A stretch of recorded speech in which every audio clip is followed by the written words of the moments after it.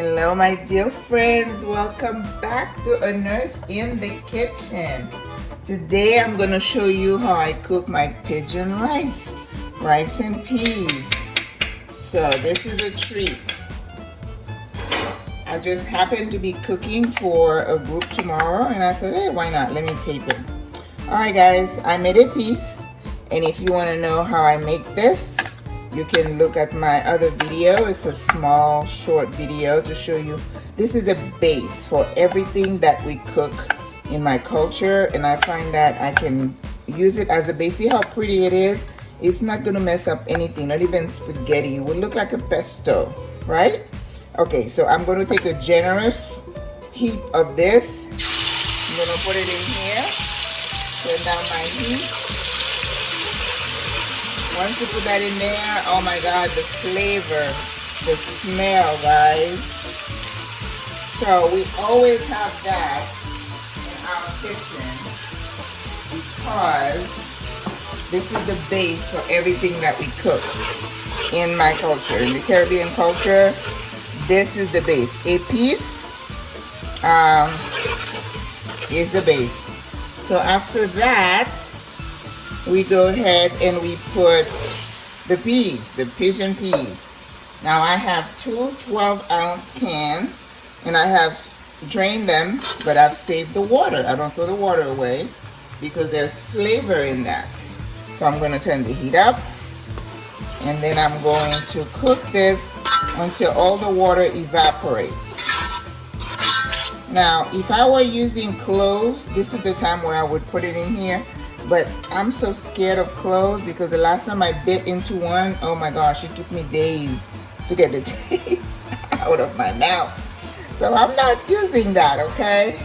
But if you want to, you can. But just be sure you can fish them out at the end because you don't want your guests to be biting in that. It is not pleasant.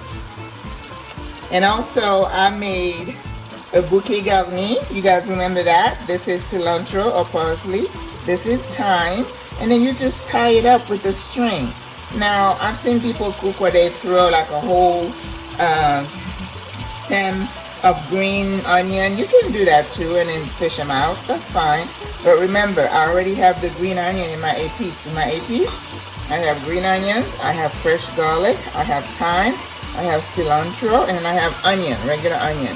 And then I just put some oil in there and blend it all together, and that's what gives you that pretty gorgeous thing that, you know, it's like gold. So I'm going to throw my bouquet in here, and I'm going to put 2 scotch bonnet peppers in here, whole. Okay, I am not going to, you know, cut it up because I don't really want to have the heat in my rice. I used to have heat in my meat, my fish, but not in my rice. Okay? So that's good right there.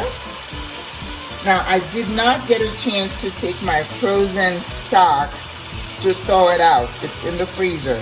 So, when I don't have stock, I'm going to use my vegetable base. Remember I showed you that?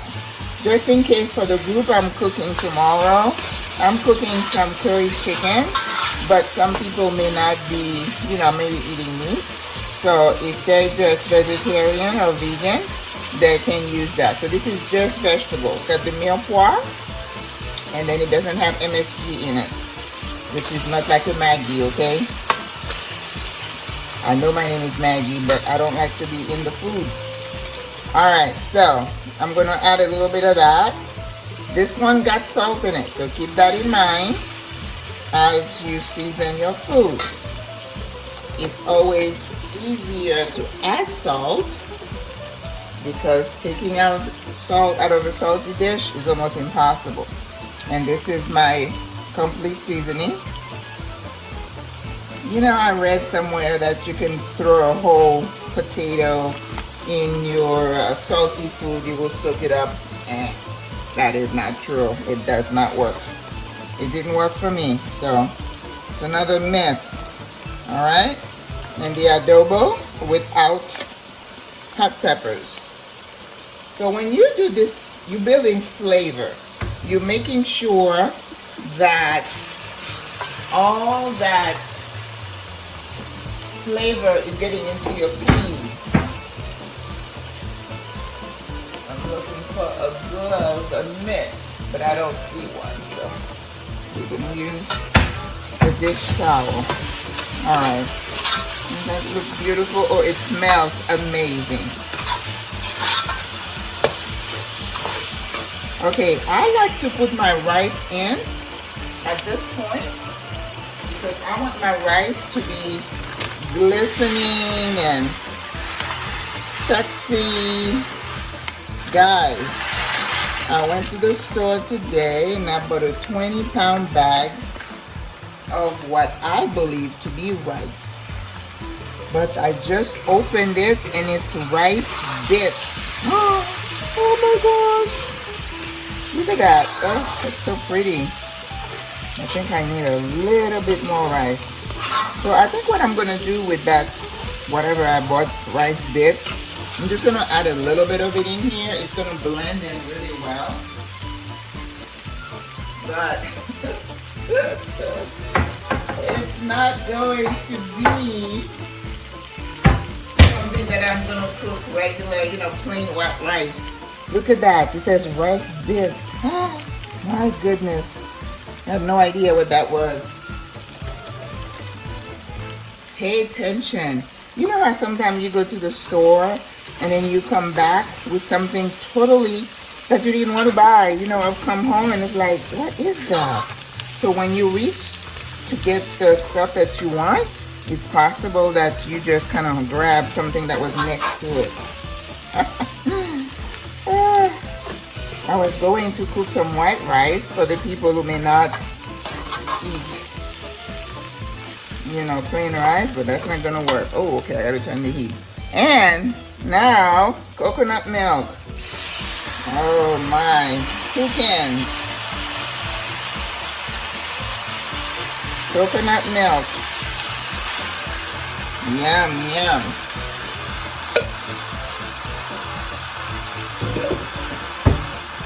Now, people cook their rice different ways. This is the way I cook mine. Remember, I'm not criticizing anybody for how they cook. This is just the way I cook my rice. Now, if you were to talk to like a true Haitian woman, they probably don't cook their rice like that. They wash the rice, they boil the water, and then they put the rice in it. I just think when I do this, I like the flavor, the way it comes out. So, no judging, please. If you don't do it like that, that's perfectly fine. So now I'm going to add some water. Because you need to have 2 to 1. Remember the ratio is 2 parts water and 1 part rice. So, I think I need 1 little bit more. Now, I don't really care for this pot so much because I have to watch it really carefully. It tends to want to burn at the bottom. So I have to keep swirling it so it doesn't stick too much at the bottom and burn the rice. But there's nothing like a burnt taste, because then you can't get rid of it. A little bit more water. And then I'll make sure that my flavors are on point once it starts boiling. But if you're a new cook and you're trying to learn how to cook, remember 2 to 1. If you're gonna have 1 cup of rice, you wanna do 2 cups of water or chicken stock or vegetable stock. That looks good. So now I'm going to taste. Once the flavor is where I want it to be, I'm going to lower the heat and I'm going to let it cook. And then when it's cooked, almost cooked, then I'm going to top it up with some butter. See, this is not so thin. It's nice and creamy. There's a little texture to it. That's what you want. Okay? I'm going to taste. That's good. but I think I need a little bit more flavor with salt, but it's really good, guys. It's really good. So I'm putting a little bit of the adobo. Because remember what I said, once you become an experienced cook, you know what kind of flavor you're looking for. And once you get there, you're there. Now, what I don't want to do is to turn, be moving the rice around too much, because then it becomes pasty. Like the gluten is released, and then you get the rice is real sticky, and we don't want that. Okay, that's it. You've heard me go, yeah, we got it. Okay, so I'm gonna let it cook slowly, and when it's almost dry, I'll come back and show you what it looks like. Okay guys, the rice is, the water probably has evaporated, but you know what? I had forgotten to add the juice from the water from the